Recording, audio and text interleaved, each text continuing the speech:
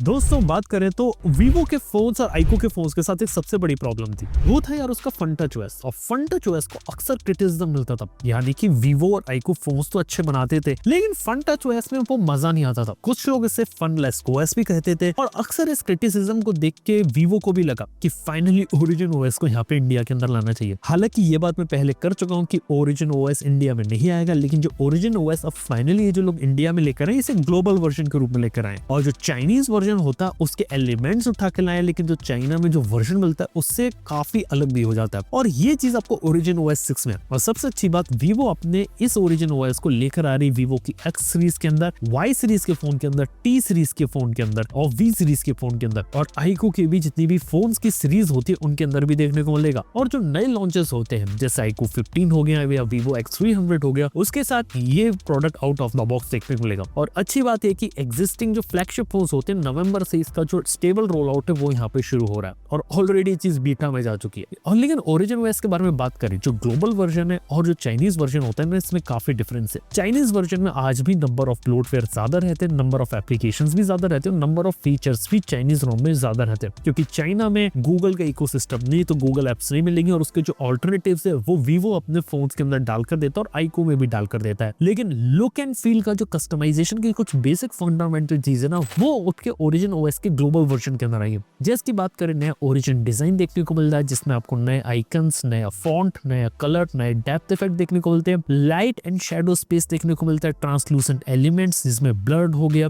Depth देखने को मिलती है, कस्टमाइजेबल लॉक स्क्रीन देखने को मिलती है। लॉक स्क्रीन के अंदर आप दो इमेजेस को रख के टिल्ट करके अलग अलग इफेक्ट आप देख सकते हैं और नोटिफिकेशन और कंट्रोल पैनल्स में भी डिजाइन है। इसके साथ ही परफॉर्मेंस के अंदर ओरिजिन का स्मूथ इंजन है, यानी कि कोई भी ऐप अगर आप ओपन करेगा उसका कोल्ड स्टार्ट होगा, पहले से ज्यादा फास्ट और स्पॉन्टेनियसली ओपन करेगा। और यहाँ पे जो एनिमेशंस होंगे वो भी काफी ज्यादा फ्लूइड और उनका फ्रेम रेट भी काफी अच्छा रहेगा। ये कुछ फंडामेंटल चीजों के साथ काम किया और एआई के फीचर्स भी उन्होंने डाले, जिसके अंदर वीवो ने अपने खुद के एआई की जो चीजें रहती वो डाली, जिससे उसने अपनी गैलरी ऐप के अंदर डाला जिसके अंदर आप इजी फोटो एडिटिंग वगैरह कर सकते हैं। और ऑब्वियसली जो गूगल की जेमिनी होती है वो तो देखने को मिलती है और जो गूगल का सर्कल टू सर्च है वो भी यहाँ पर आपको देखने को मिलता है, यानी कि आपको लॉक स्क्रीन, फॉन्ट की चॉइसेस, वीवो का जो फॉन्ट आता है वीवो सेंस वो देखने को मिलता है 40+ लैंग्वेजेस के साथ, और आपको स्मूथ ट्रांजिशंस देखने को मिलते हैं। और देखा जाए तो लुक एंड फील इस यूआई का काफी इंटरेस्टिंग देखने को मिलता है और लोगों को एक काफी रिफ्रेशिंग यूआई यहाँ पर लगेगा। यानी कि अगर आपने पहले वीवो के फोन देखे तो हर साल वीवो के फोन के अंदर यूआई के अंदर कुछ चेंजेस होते थे, लेकिन बात है कि वीवो के फन टच ओएस की जो रेपुटेशन थी वो इतनी खास नहीं थी। आज से तकरीबन 6 से 7 साल पहले वीवो का जो फन टच ओएस था वो पूरा का पूरा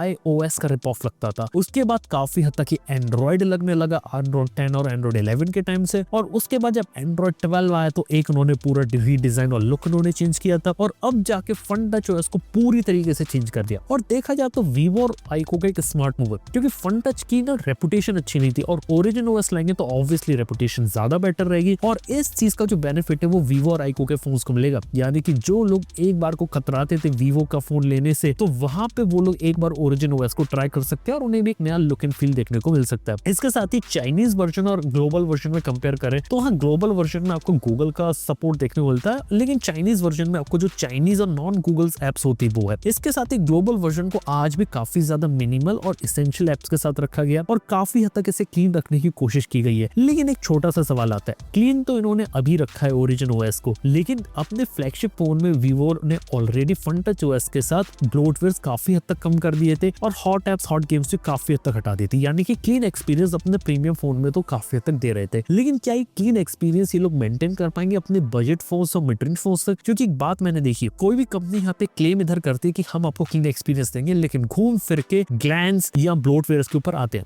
जैसे कि एक जमाने में मोटोरोला क्लीन एंड्रॉइड एक्सपीरियंस देता था, लेकिन आज क्या हुआ, मोटोरोला के फोन के अंदर ग्लैंस और ब्लोटवेयर अपडेट के थ्रू आ रहे हैं। सेम चीज नथिंग के साथ है। नथिंग ने हाल ही नथिंग ओएस 4.0 के साथ ये बोल दिया कि हम अपने फोन के अंदर कुछ एक्स्ट्रा एप्स और सर्विसेज देंगे ताकि हमारा बिजनेस मॉडल रन कर सके और हम कंपनी प्रॉफिटेबल बन सके, लेकिन हम फ्लैगशिप फोन को अभी भी क्लीन रखेंगे। इवन जो ग्लैंस जैसे सबसे बड़ा ब्लोटवेयर माना जाता है, वो खुद नथिंग जैसे ओएस के अंदर क्लीन यूआई के अंदर अपनी एंट्री बना रहा है। तो आप खुद सोच सकते हैं कि कोई भी कंपनी ने एक बार ब्लोटवेयर देना शुरू करे तो ब्लोटवेयर का रास्ता वो छोड़ नहीं सकती। तो देखने वाली बात है कि वीवो की जो वाई सीरीज, टी सीरीज के फोन्स होते हैं क्या वहां पे ब्लोटवेयर रहते हैं, या फिर आईक्यू की जो जी सीरीज जो सबसे ज्यादा बिकती है मार्केट में, ओरिजिन ओएस के बाद ब्लोटवेयर का सीन वहां पर क्या रहता है। क्योंकि मिनिमल और क्लीन एस्थेटिक डिजाइन अपने फ्लैगशिप में दिया है, लेकिन वहां पर अगर ये लोग क्लीन डिजाइन अगर मेंटेन करे तो बहुत अच्छी बात है, नहीं तो यार थोड़ा सा बुरा मेरे को लगेगा कि ब्लोटवेयर थोड़े सा कम कर सकते थे। लेकिन हाँ, ओरिजिन ओएस के अंदर वीवो आईक्यू ने कभी ऐसे क्लेम नहीं किया कि हम टोटली क्लीन या एस्थेटिक वाला यूआई यहाँ पर देने वाले। उन्होंने ऐसे बोल्ड क्लेम कभी नहीं करे जैसे जमाने में नथिंग में यहाँ पर करे थे। तो ये एक चीज है। इसके साथ ही अगर हम ओवरऑल बात करें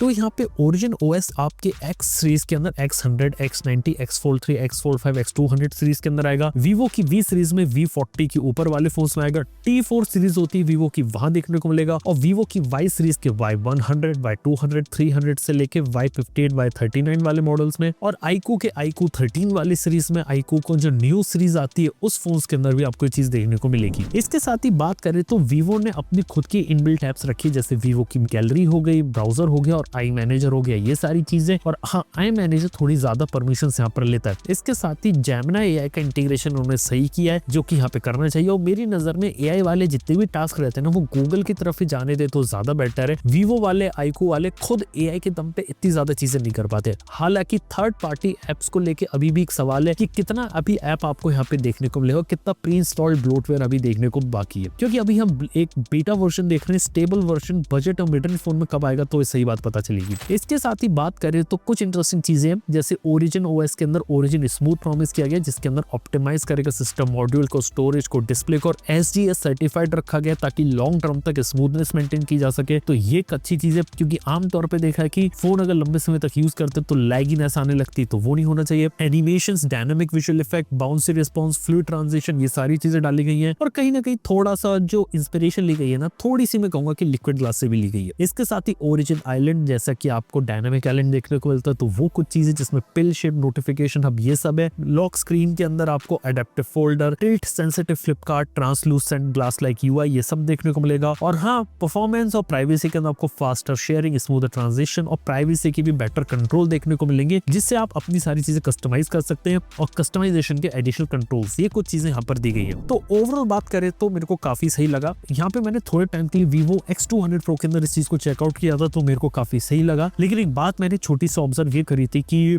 X200 Pro अपने कैमरास के लिए जाना जाता है, लेकिन ओरिजिन OS 6 के बीटा में कैमरा थोड़ा सा डाउनग्रेडेड मेरे को लगा। तो हाँ, इस तरीके की चीजें थोड़ी अवॉइड करी जा सकती है। और वीवो अपने जिन फोन को अभी आने वाले समय में एक OS का वर्जन अपडेट बचा हुआ है जिन फोन्स का, उन फोन्स तक ओरिजिन OS 6 अच्छे तरीके से पहुंचा तो काफी अच्छी चीज होगी। तो ओवरऑल बात करें तो ओरिजिन OS से मेरे को लग रहा है कि वीवो के जो फोन्स में जो फंडामेंटल प्रॉब्लम्स थी वो सारी चीजें पे सॉल्व हो रही है और एक एक करके बेटर प्रोडक्ट डिलीवर कर रहा है, तो वो एक अच्छी चीज है। इसके बाद अब देखने वाली बात है कि बाकी जो कंपनीज रहती है यहाँ पे अपने OS को और किस तरीके से डेवलप और बेटर बनाती है। जैसे कि हाइपर OS के बारे में बात करें तो ये भी काफी हद तक एडवांस हो चुका है हाइपर OS 3 में। और हाँ, हाइपर OS 3 मैंने Xiaomi 17 में भी देखा था, पूरा का पूरा आईफोन के iOS 26 का रिप ऑफ लग रहा था। मेरे हिसाब से हाइपर OS को हाइपर OS 3 की जगह हाइपर OS 26 कर देता तो बेटर रहता।